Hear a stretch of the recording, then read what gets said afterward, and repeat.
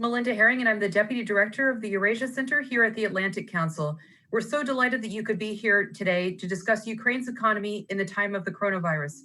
I'm joined by four fantastic panelists: Dr. Anders Oslin, my colleague at the Atlantic Council; Andy Hunter, the President of the American Chamber of Commerce in Ukraine; Andrei Stavnitzer, the co-owner of TIS in Yuzhny Ukraine, and also someone who's responsible for the coronavirus response in Odessa Oblast; and Dr. Peter Wagner, the head of the support group for Ukraine at the European Commission. Thank you again for being here. We are going to have a discussion, and then we will take your questions via chat. So I'd like to start with Andrei and Andy. Andrei, how is the coronavirus impacting business in Ukraine now? And can you tell us a little bit more about the response that the government and you personally are involved in now? Thanks, Melinda. The business community here is brave, and they understand that the measures that are being taken are actually essential. Obviously, they expect some more help from the state in terms of tax, holidays, and similar things. But they still pay people money. They cut salaries, but they try to keep people at home. So yeah, I think there is a lack of communication from the state, but that's also understandable because they don't have a long-term plan for that catastrophe that we have at the moment. So business people they need some information how to plan, and they are not getting it from the state. So that's why it makes people frustrated. But looking at Italy, everybody understands that we have to stay at home and keep our people at home and try to pay them salaries as long as we can. Okay, Andy, would you like to jump in? Yeah, as of last Friday, 18% of all businesses totally were working from home. 42%, there was only under 20% that actually had people in sort of 42% had less than a quarter of their staff still at the office. The challenges that we've seen, I mean, some have closed their doors. We saw some of the hotels, the big names, the Interconti, the Radisson, they've already closed their doors. Others are finding it difficult to operate for two reasons. Number one is the public transport system. 65% of our members that are continuing to operate, they find it extremely difficult to get their staff to work in Kyiv. Why? Obviously, the metro has shut down in Kyiv, Kharkiv, and Dnipro. There is some public transport with buses and marshutkas or minibuses, but one needs a special pass, a special plastic permit to get onto one of these public transport. And there has been a slow response from the Kyiv City administration in distributing these passes to employees. For example, petrol stations, like some of our big oil and gas companies that are in the downstream that operate petrol stations, to get a petrol station employee to work is becoming a challenge. But I think what we've seen as business has been very quick to respond. We've had companies like Uber. Uber have provided 10,000 free rides to get doctors to the hospitals. Google has just donated $500,000 in services to help the Ministry of Health. And lots of companies are ready to come forward and support this. But I agree with Andrei, the government now, it has to be crystal clear because there's still a grey line on who can operate and who can't. And we are waiting today a decision from Ukraine's government clearly saying who can open and keep their business functioning and who can't. Okay, great. Thank you. One more question to Andy and Andrei. How ready are the hospitals for the coronavirus crisis or pandemic? And when do we really expect to see it hit in Ukraine? I know you guys are a couple weeks behind us. If we could start with Andrei and then go to Andy. According to our specialists, we expect the peak of coronavirus in the south of Ukraine approximately on the 20th of April. So we still have 3 more weeks. The hospitals are not ready at all. A few numbers for you. We have we have 130 ventilators for the whole of Odessa region, which is 4 million people. Of course, some of them are used. We have people in coma, we have people on ventilation, children, and so on and so on. So we only have 70 ventilators for 4 million people. we are, as everybody else, we're fighting over new purchases in China. And to my knowledge, the different consuls of Spain, Italy, Germany, and Ukraine are basically stealing orders from each other in the factories in China, and they are paying whatever price. And of course, we cannot afford to rise those prices. Chinese are not coping with these orders. The orders are huge. You know, there is a shortage of tens of thousands of IVLs worldwide, and we do our best to increase the stocks and supplies of the hospitals. So what we've done is we have on order approximately 100,000 bacteriological suits for the doctors. Mm-hmm. We have already suited the ambulances because these are the people that get in contact with the infected patients first, and if we lose them, nobody's gonna help us. We have approximately 400,000 masks and respirators on order. Those masks, they only work for, we should not buy masks. We should buy respirators for doctors only, because these are the things that they need. Normal masks don't help them. Normal masks are for people, for normal people if they feel sick, not to spread the disease. We have approximately 30 ventilators already purchased, something that we could get out of the country and try to get from abroad. Some countries have banned on export of ventilators, and that's also making things more complicated. We also purchased the oxygen concentrators because these are the things you need for people in medium state, and not heavy patients, but medium, when they just have a lack of oxygen. It's a huge work. We have about 200 people currently working on that, getting every supply as possible. We currently use funding from businesses and from private individuals. And we hope we can get some help from the state to buy more ventilators. So at the moment, our plan is to get something between 150 and 200 ventilators for May, because the orders are now already offered for August in China. When you talk to the factories directly, it's a difficult situation, Melinda, and to be quite honest, we are not ready at all. The only chance that we have is to keep people at home, and we also work with media to every hour to alert people and to tell them stay at home, leave your parents at home, don't send your kids to your parents because kids are transmitting a coronavirus. We have a program on helping and assisting lone senior citizens that they don't have anybody to take care of them. So we deliver food to them, we deliver products to them. We talk about thousands of those people in Odessa daily. So we gather food from the retailers and chains, and we have volunteers who deliver this products. It's a massive job, and I'm not positive at the moment. We will not be ready in any case. It's a matter of how much we can do, how strongly we will be mentally prepared for that. Thank you. Thanks, Andre. Thanks for your work and for stepping up. Andy? Yeah, the number of positively tested patients at the moment is relatively, compared to other European countries, is still quite low. One of the reasons that some are saying is because the number of tests that are available are low. So the ratio of people actually being tested is relatively low. We have seen a delivery over the weekend. We're still not totally clear in terms of what the exact number of how many tests were brought in. But the number one question is in terms of preparing, in terms of the respirators and the ventilators, rather, the ventilating machines. To procure internationally today, it's almost, it's very difficult. So what Ukrainian manufacturers are looking at is actually seeing the possibility of manufacturing here locally.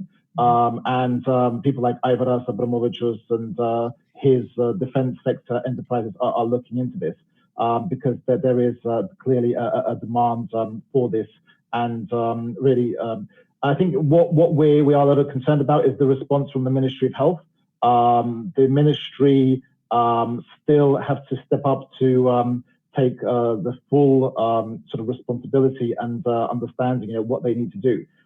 Businesses generally are ready to help, both financially. We have over 40, I think 65% of companies are ready to provide financial donations.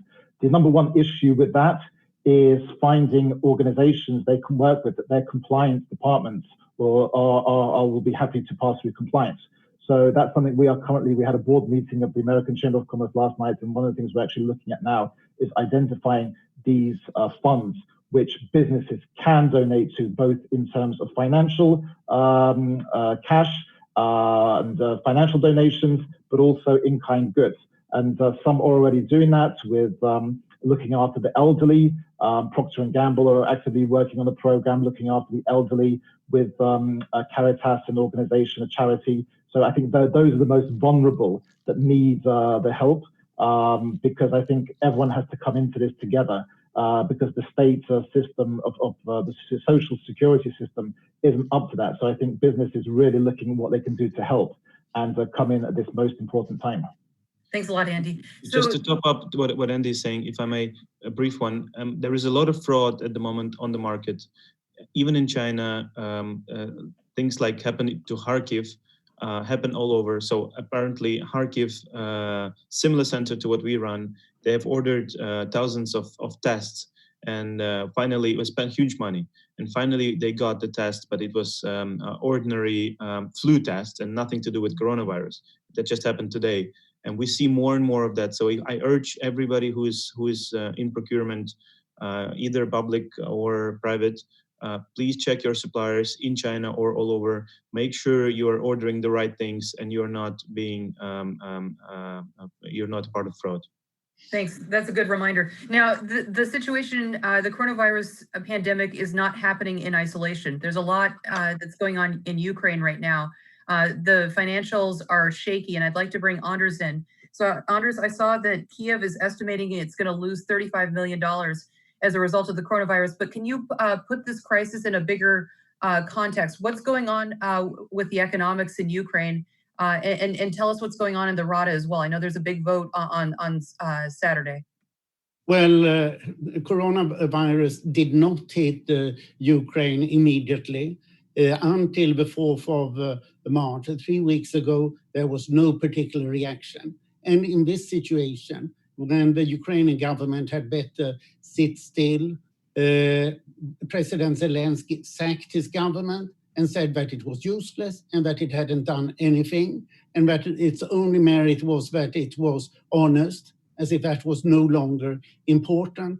What international agencies have praised the most has been the reform of the Prosecutor General's office that previously was pervasively corrupt and no longer was perceived to be the case. And then President Zelensky the next day sacked the Prosecutor General, and his 3 deputies have gone also.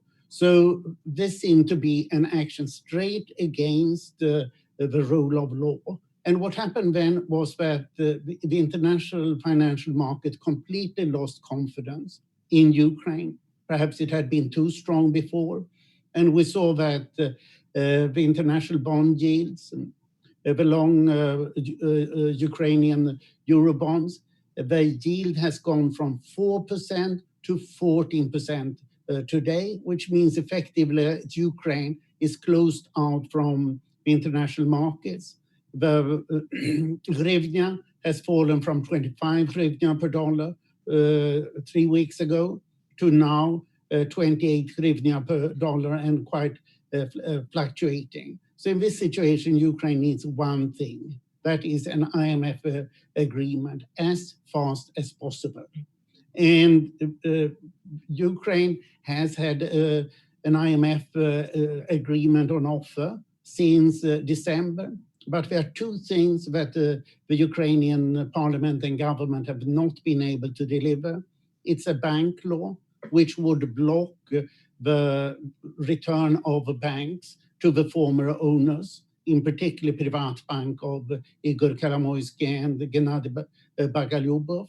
and the other is a land market reform. These are long-standing conditions that the IMF has held, because the IMF is not prepared to put up money and then seeing that billions of dollars are going to the pockets of a few dubious characters.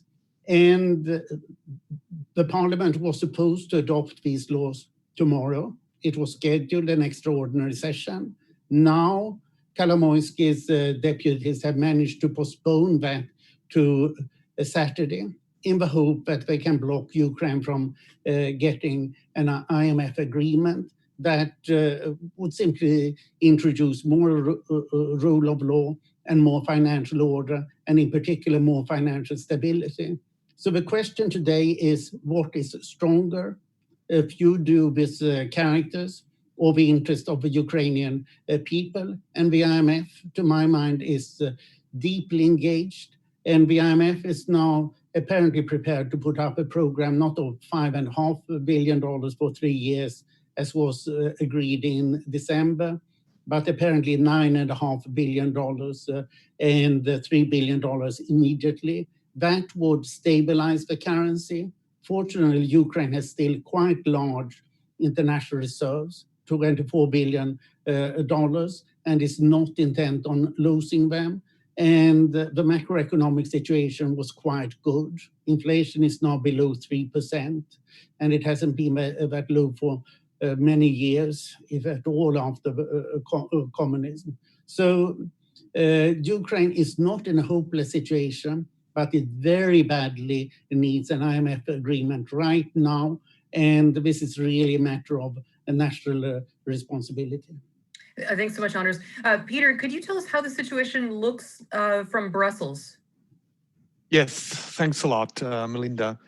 I would agree with what has been said before, but I would also like to underline that in addition to what Anders just said, that the crisis, economically speaking, started or was provoked before the corona crisis did hit Ukraine. This also means that this is something that we have to watch. And that's also why I would not be too short in the argumentation and saying, yes, Ukraine needs an IMF program for macro financial stabilization, but Ukraine has to continue with the path on which it was with regard to the rule of law, with regard to a better business environment, with regard to protecting investments in the country. And that is what we are looking at, because the macro financial part, the IMF is very clearly there for a while already, offering support. The EU has been looking at that from the beginning, and we have a next tranche of our macro financial assistance of 500 million euro ready to be paid out. The conditions for that have been met, with the exception of a general one that we have, and that is that the IMF program moves ahead. So the moment there is progress on that, there can also be a 500 million from the EU. And this is the kind of more comprehensive picture that we are trying to look at, because it's in nobody's interest if somehow economically stabilized, whatever bumpy the road might be, Ukraine gets out of the crisis, but all the progress made since the revolution of dignity is gone. And one has to restart on very painful and sometimes complicated reforms. So that is what we are looking at. For us, that is the driving factor. We insist also, therefore, and we can come back to that also later, in the kind of support that we are giving to, of course, look at the economic side, but it's also important to look at the society and to look at this whole rule of law, the business environment. Otherwise, neither the domestic nor the international investors will be ready to come. Thank you so much, Peter. I'd like to ask you one more question about the rule of law. Anders talked a lot about judicial reform and the sacking of Ruslan Rябошапka. How was that perceived in Brussels? We look at institutions, and the institution of the general prosecutor had undergone in the few months that Mr. Rябошапka was in office through change as we had never seen it before. Okay. Now, there is no perfect picture on any of the reforms, but having seen what was happening during these months, it was impressive. And it was in an area where, as we all know, nothing had happened for years before. Do you expect the Prosecutor General's office to continue doing reform at the regional level? I know they were cleaning up the regional prosecutor's office. Do you think that will continue under the new prosecutor general, or is that frozen? There are no explicit news on that, but I think it is as with everything else that we are talking about here and what I mentioned. Do the reforms continue, or are we at least able to safeguard, maintain the level of reforms that we had now during the crisis when we get out of it? And then we can continue to see. The rollback would be the most important part. Whether it's now today, tomorrow, or next week, a certain next step taken is maybe not the most important part. It's also important for us, of course, to adapt the ambition, the level of ambitions that we have and that Ukraine has to the reality which is there. So let me ask Andy and Andre, you gentlemen are both in Kiev. How likely is it that the parliament is going to pass the banking law and the land reform law on Saturday? What do you guys think? Andy, you want to go first? It's, I think the deal is there. It's to be, it's Ukraine's to either take or to lose it. I think it's extremely important. We are hearing that certain members of parliament are being put under pressure not to vote. We will see what kind of meeting this will be. Will this actually be when the members of parliament come physically into the parliament building, or there will be an online voting session, which would pretty much be a first, but under the circumstances. There is pressure. I mean, I'm hearing from some MPs directly that, and some have come out publicly, calling others to support this, because the risk, if this does not happen over the next 3 days, this could be extremely significant. And without the IMF money, I think the consequences would be very severe, and severe very, very quickly. So we made a public statement yesterday that the Parliament should be rapid, decisive, bold in making this decision. We are supporting the parliamentarians all the way. We are saying how important this is for Ukrainians, for Ukraine, especially at this most difficult time, to get this IMF deal signed. And we are hopeful that it will, by Saturday, we will have the deal approved by Parliament. Thanks, Andy. Andre?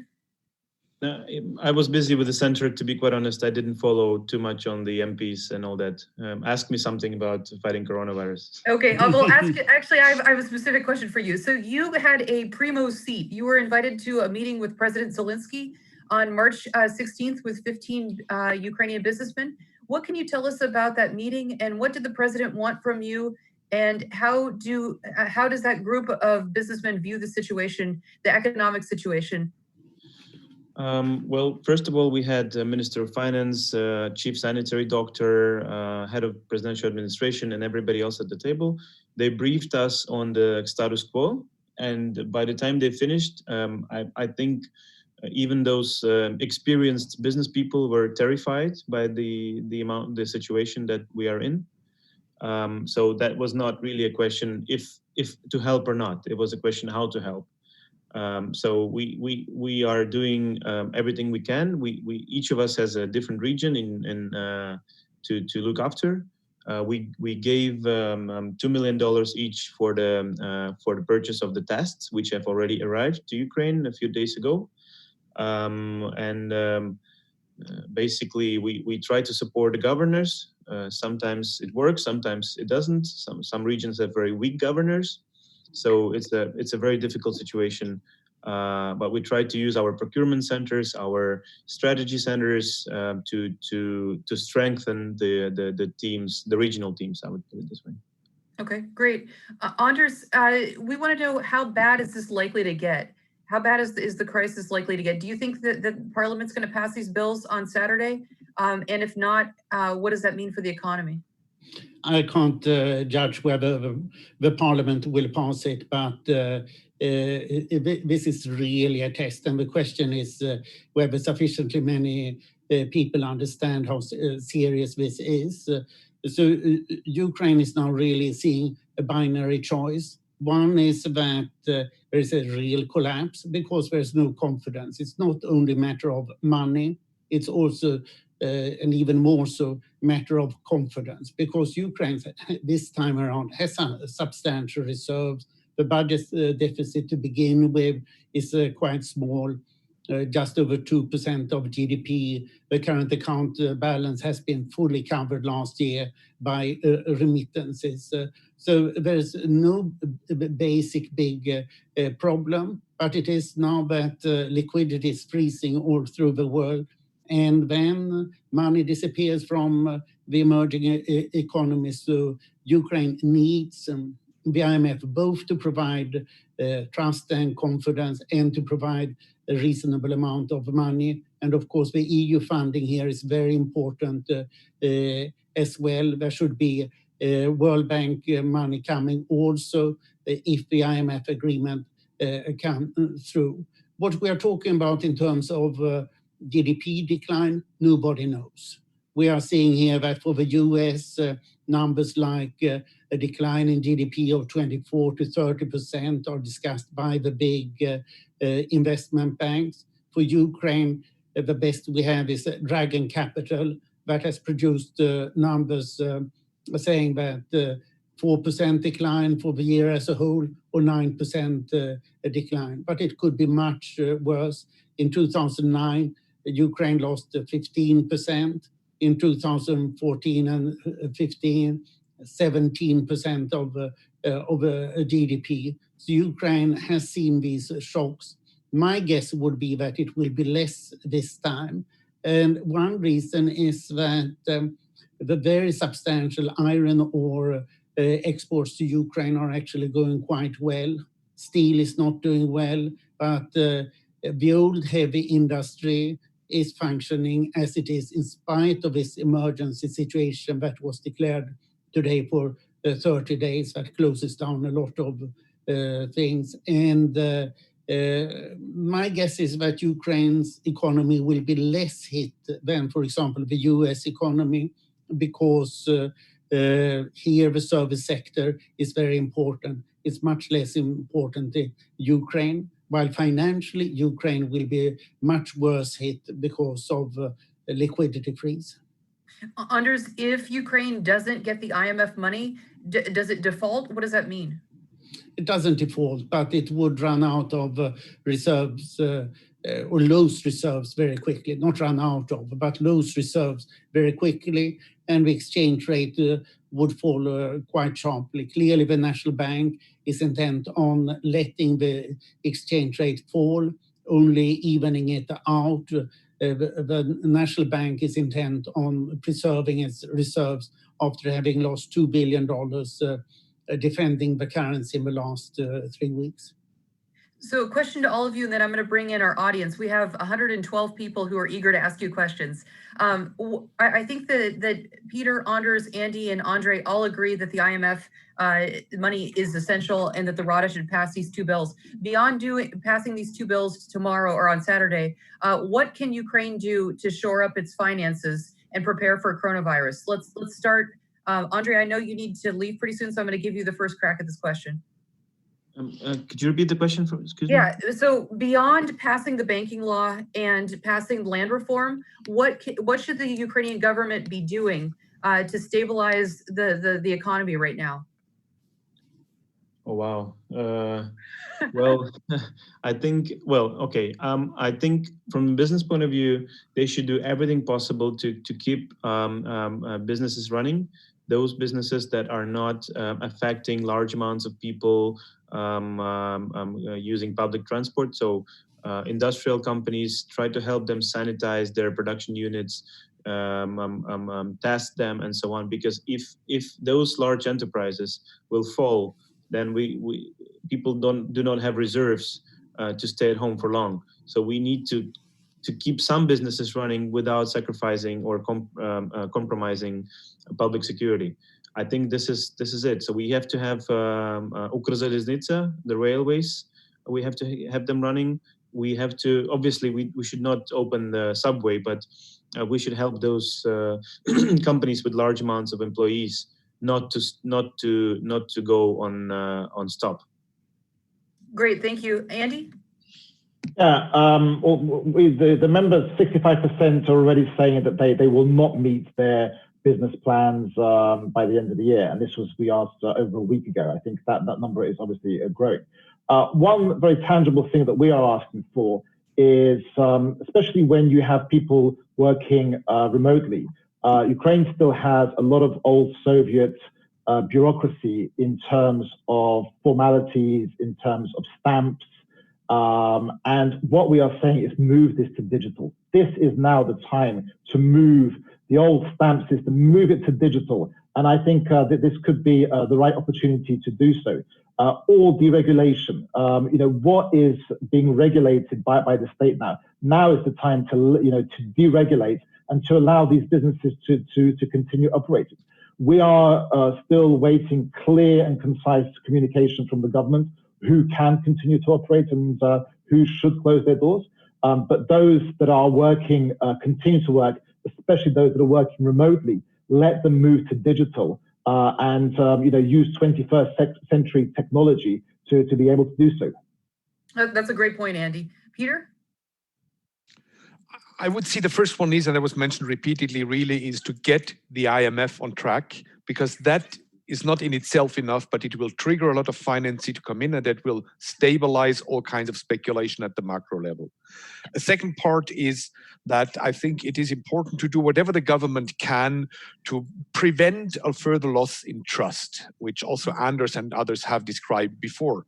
And part of that is that, for example, the existing transparent procurement possibilities are used. There was reference already made to fraud abroad, but also at home. Prevent that those who might try and abuse the situation to start stealing, that they don't getting the opportunity to do so. The third point that I would see at the political front is stop all those gamblers, be they political, economic, whatever kind of gamblers, who start now playing games. I think it's not the moment, and Ukraine is not in the situation where the kind of games can be played with business and others. I think it's really something for clear-cut communication, transparent and open behavior in communication. And then I can only underline the point when you look at the business level, go further digital and cut red tape.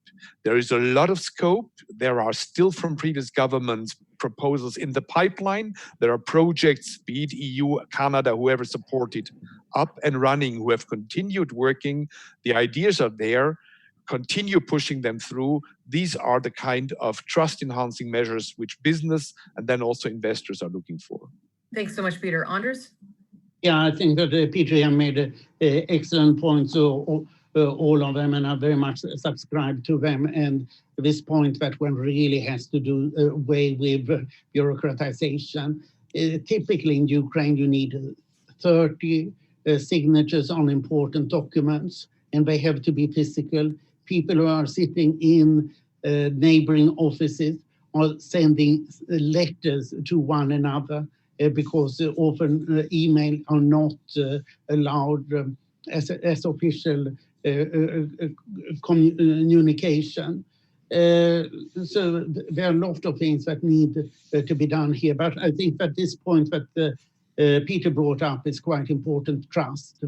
But we have now seen that the government has, or people in the parliamentary group of the government has been attacking the National Bank of Ukraine and wanting to change the very competent leadership. That would be a disaster if the National Bank independence is done away with. The second institution is the National Anti-Corruption Bureau that has been under attack and was widely seen to be the second after the Prosecutor General's office. And that would similarly undermine trust both domestically and internationally. And the third is the state enterprises, where clearly people in the new crowd want to take over state enterprises. And there are now 12 enterprises, big state enterprises that have supervisory boards with a majority of independent directors. I myself am on the board of Ukrsaliksnitsa, the Ukrainian state railroads.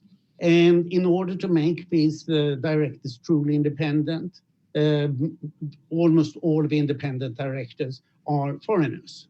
And surprise, surprise, a leading Kolomoisky MP in Parliament is proposing that foreigners should be prohibited from being on state enterprise boards. So we are seeing the Kolomoisky group in particular pushing these very harmful proposals that would completely undermine international and also domestic trust in the government, and these must be stopped. There is a good sign that they might be stopped, but the highly respected CEO of Naftagaz, Andrei Kobolyev, was got his term prolonged for 4 more years at the head of Naftagaz, and the cabinet of ministers, the new cabinet of ministers, very quickly approved of it.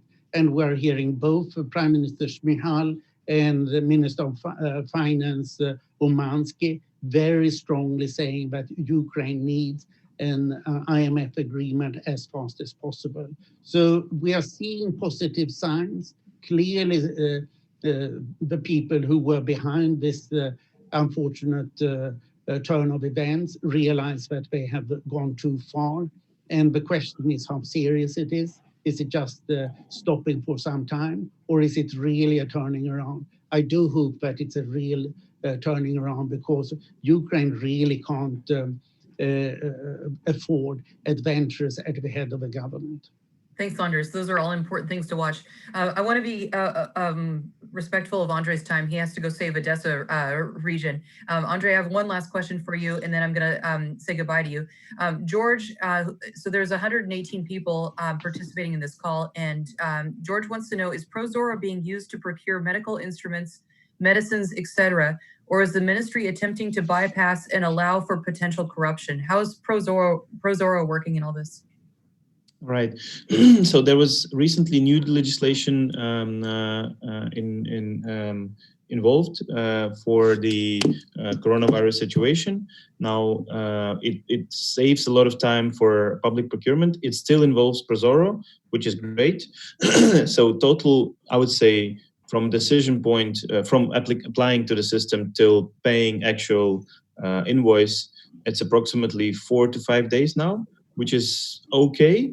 So what we do with the community here, with the business community, we fight for the best rates and for the best tariffs. Then we prepay an advance payment to block the shipment with our private money, but business money.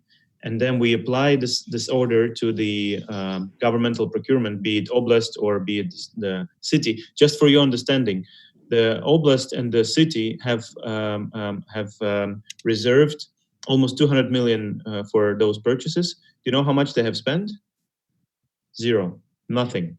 So what we do is we get the best price for masks. For example, we just got 60,000 masks, or we get suits from China. We got 45,000 suits from China and 25,000 from Turkey. We prepay with our money to make sure the shipment is secure. Then we apply to the public procurement system. We hope it goes through. When it goes through, they pay with public money, and we do the refund of the private money. I'm pretty sure we'll still have to see the prosecutor when everything is done. But there is no other way. We have not enough funds as a business community. We have already spent 40 million hryvnias of local businesses, but we need approximately, just for ventilators, we need something like 120, 130 million hryvnias just for the basic needs. Like let's say 130 ventilators will cost 130 million hryvnias. Okay, look, Andy and Andrei, there's a lot of people who want to support Ukraine, and I'm sure would want to give money to help buy some ventilators. If the two of you guys can get us a link in an organization that you trust and that's credible, we will let our community know.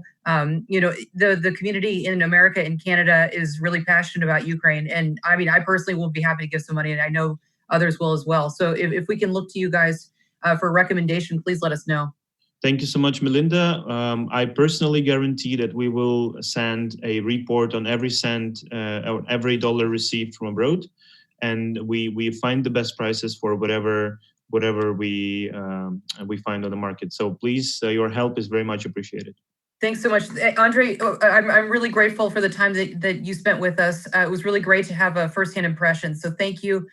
Keep up the amazing work and look forward to speaking with you again soon. Thank you, Melinda. Thank you, gentlemen. Goodbye. Thank you. Goodbye. Thank you so much. Andy, did you have anything else on that point? Yes, on the point regarding medical procurement, exactly.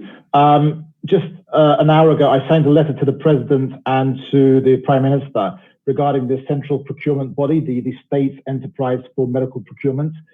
We are seeing some challenges coming out of that. And this is an entity that is responsible for procurement of medical devices. And it's very unclear what's going on there at the moment. And what we have asked for is to keep this totally transparent, especially at this time, when a medical procurement is of life-saving importance, and the urgency of this is so vital. So that is what we're looking at the moment. In terms of the donations, absolutely, we will put a seal of approval on the foundations that are, we will double check ourselves to give that reassurance for any businesses, any individuals across the world that would want to support, that this, the money that's donated, it will get to the people that most need it in the most professional manner.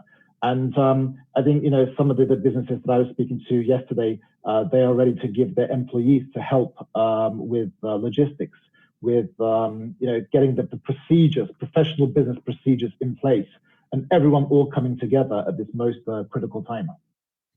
Terrific. Thank you so much. We have another question. There's rumors that the Minister of Health may be resigning.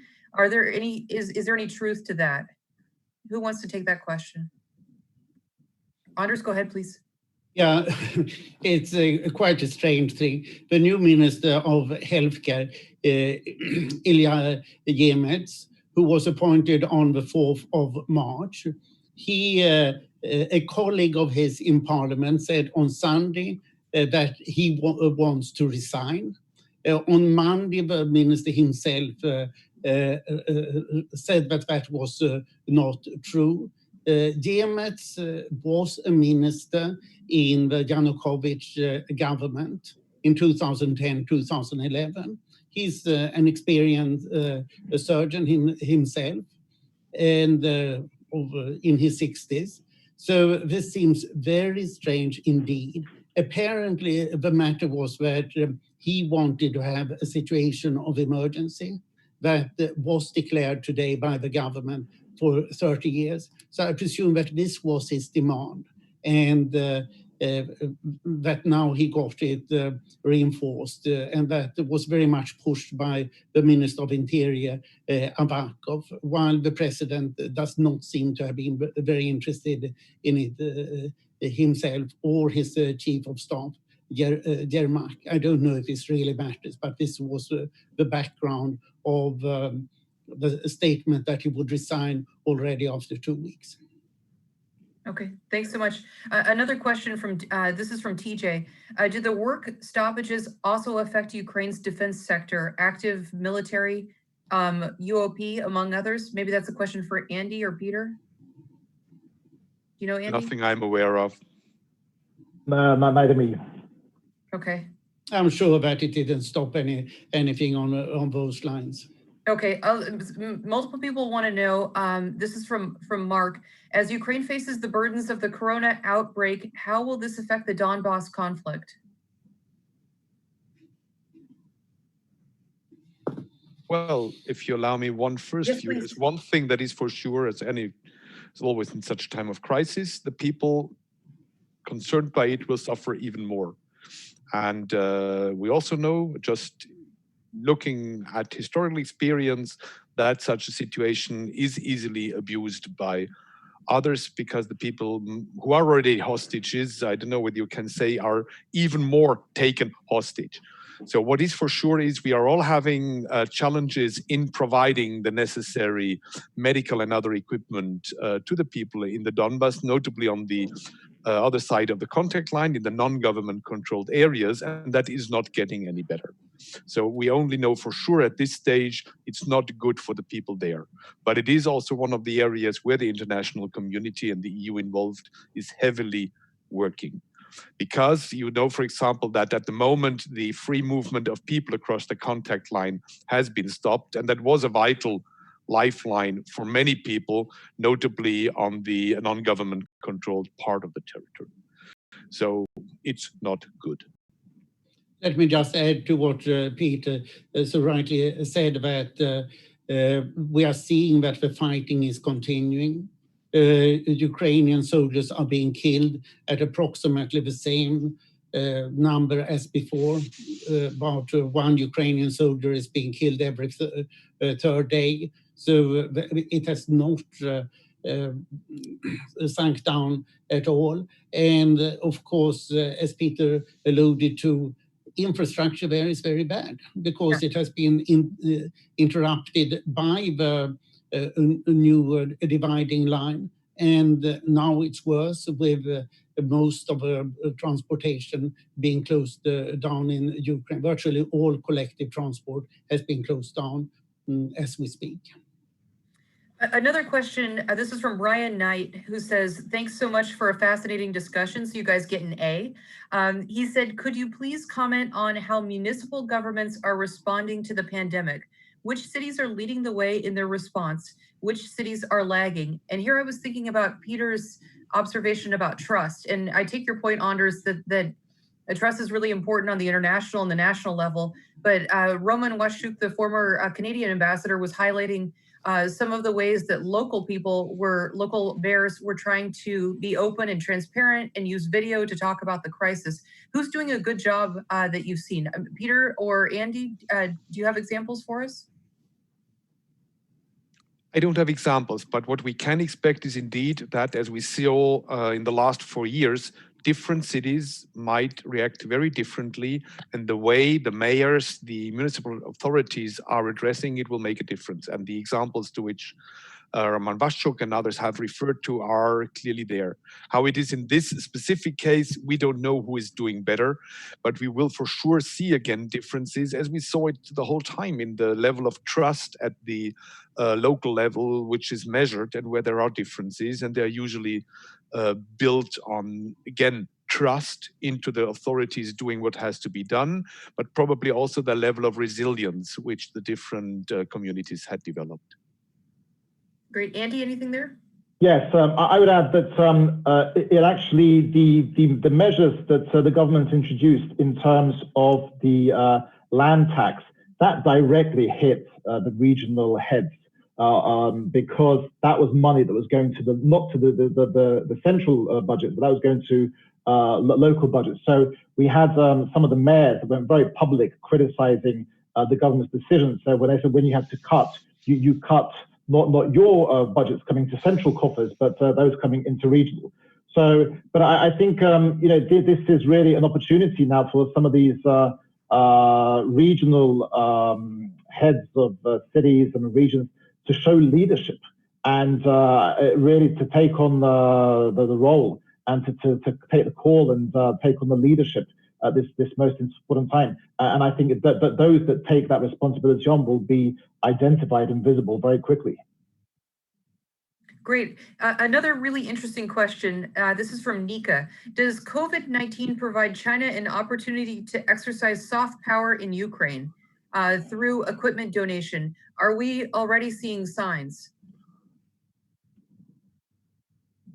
Go ahead, Anders.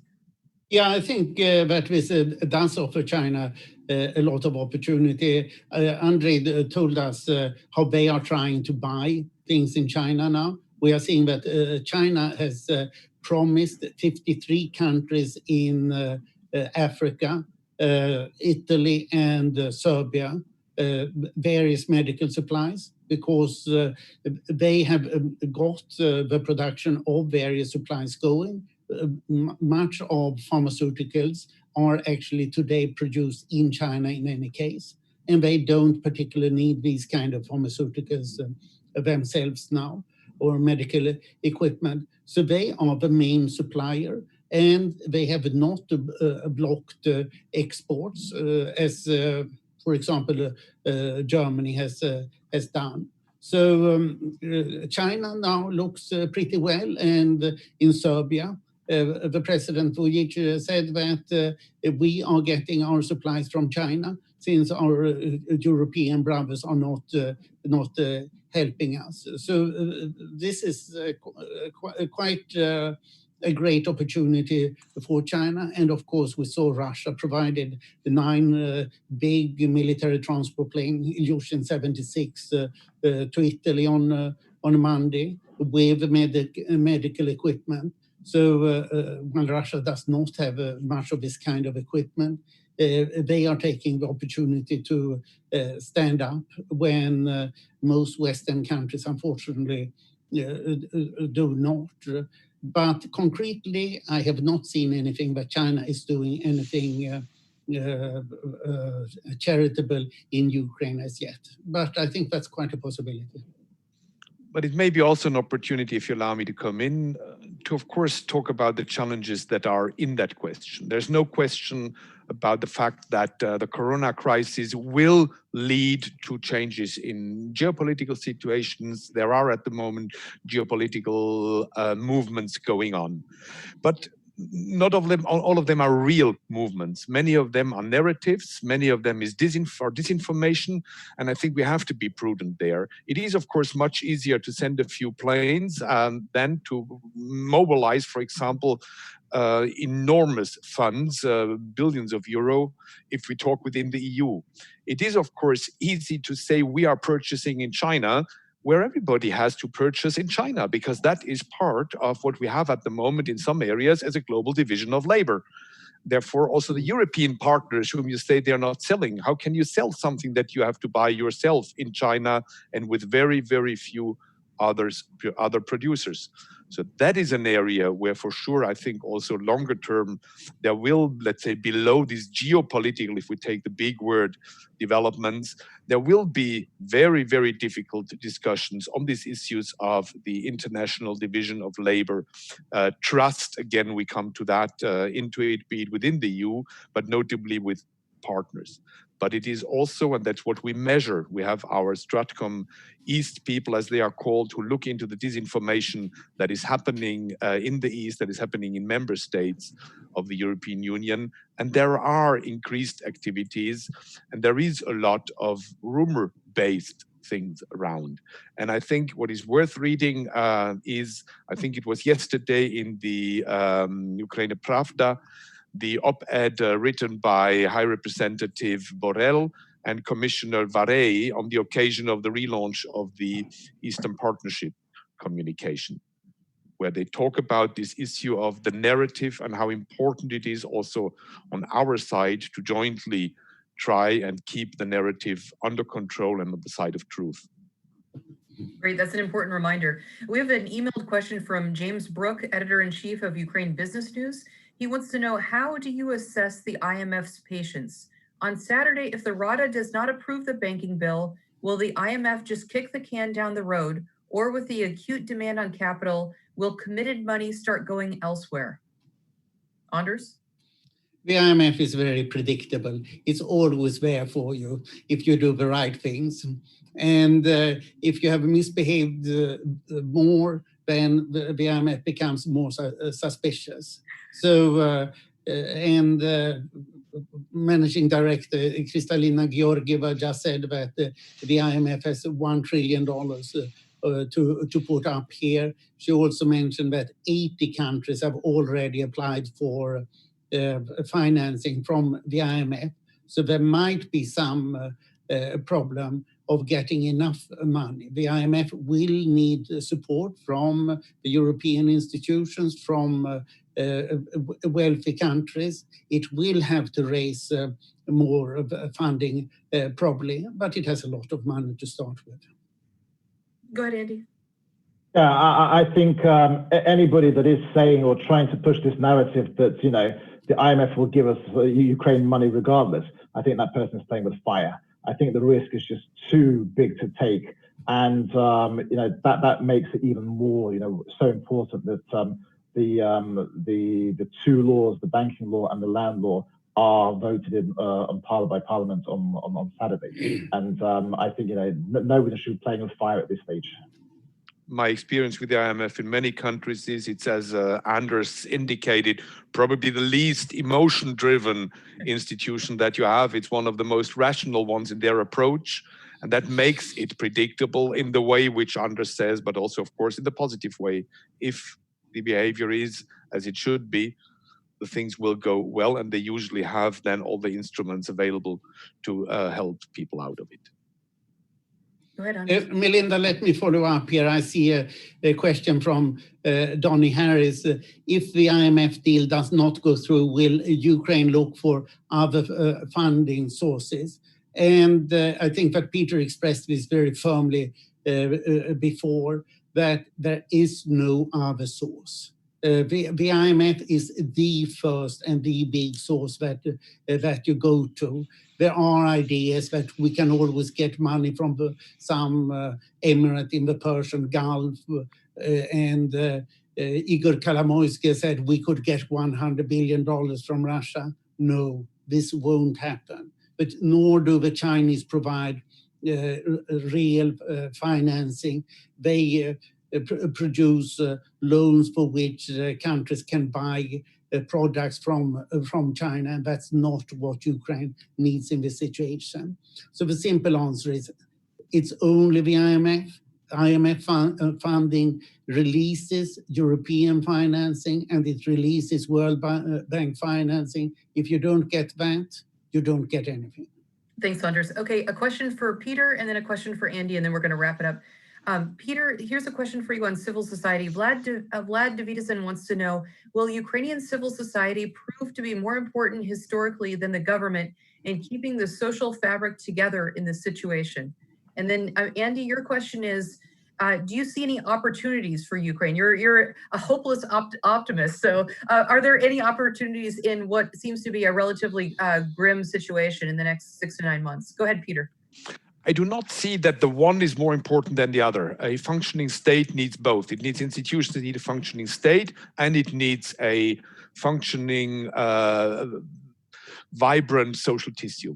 And that is why we are active on the one hand, very much in all the state building, institution building side, but why we are also now in the crisis trying to do many of the measures to which earlier on reference was made. We are trying to mobilize funds to allow all these people at the local level who have to now organize online learning, who have to organize taking care of the elderly, who have to organize that those people who are doing the care work, etc., have people taking care of their kids in the meantime.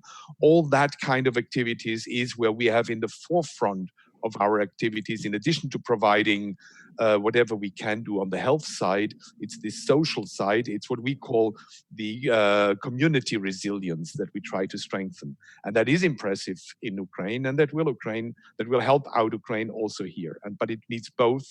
Only a social tissue, a civil society, doesn't carry a state very far either. Okay, thanks, Andy. Yeah, I think sort of ending on an optimistic note, I think it will be a bumpy ride for everyone in Ukraine, for the Ukrainians, for the population, for the government, and for business. I do hope that the positive, this could actually bring people together. This could, people that have been very disunited for different reasons for many years. I think this could be a time when people understand what really is important, what the values are of society. And it's redefining values. And I think that people will sit down and sort of redefine these values, come together, and then move forward. So that's my optimistic note for this afternoon. Thank you, Andy. I know I can always count on you. We actually have 2 more minutes. I'm going to ask Anders 2 more questions. Anders, question for you. This is a question about the banking bill. Our audience wants to know more about it. Does the banking bill draft also protect the Privat bank bail-in so that Kolomoisky associates such as the Circus brothers are not able to recoup their deposits? Or more generally, what do we know about the banking bill? So that's one question. Then the second question is from Sandy Vershpaw. He says, before the government shakeup, there were concerns that Ukraine was scaring off FDI in the green energy sector, wind and solar, by retroactively cutting subsidies. Any indications whether the new government is going to rethink this? On the first question, this is a long bill of more than 100 pages. Okay. So I have no possibility of knowing all the things. The IMF has tried to cover everything. The alternative is the government tried to get a small bill of 6 pages through instead. And the IMF has said firmly no. Now I understand that the IMF is satisfied with it. So I would presume that these things are being covered. On the second note, I think that both Andy and Peter knew more about it. So I pass it perhaps first to Andy. Thank you. Yeah. The new government is continuing. But basically, the situation is the cuts in tariffs for the renewable, the solar and the wind. Ukraine's seen nearly over $3 billion of investment coming in the sector. And this was one of the sectors where we saw a lot of excitement and lots of companies coming in. And then in Q4 of 2019 of last year, the government made retroactive decisions. I did speak to companies last night on this. The negotiations or the mediation, there's a mediation group that's been formed.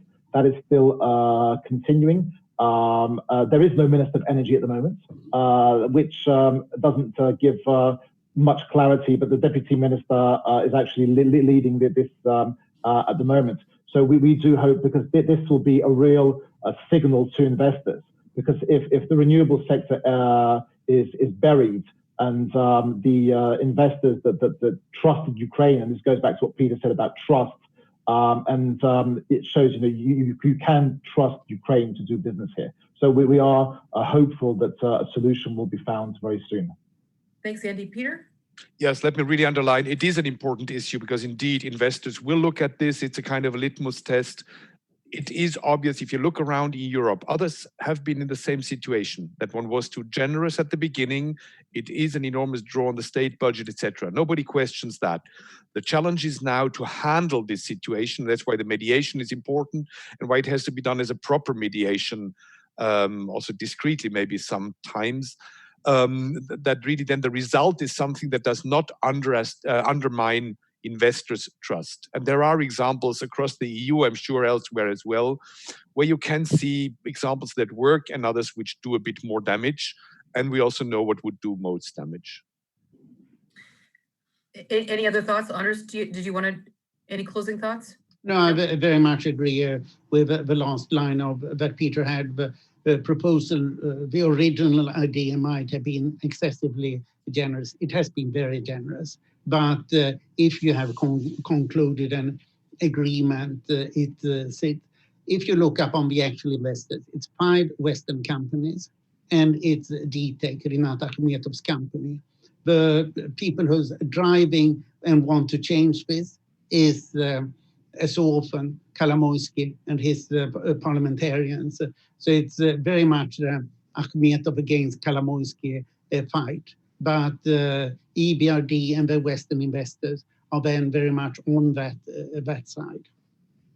Thank you so very much. Our time is up, and I don't think we can give you I'll have to just give you a round of applause here. Thank you, Anders. Thank you, Peter. Thank you, Andy. Thank you, Andrei Stavnitzer. You were all terrific. Please tune in again. We will have an event tomorrow on Saudi Arabia and Russia in the price of oil. It's at 10 a.m. Everyone is welcome to join us, and we will have more events on Ukraine next week. So stay tuned, and thank you again, gentlemen. We really appreciate your time. Thank you, Melinda. Thank you. Thank you very much. Thank you. Bye-bye. Bye. Thank you.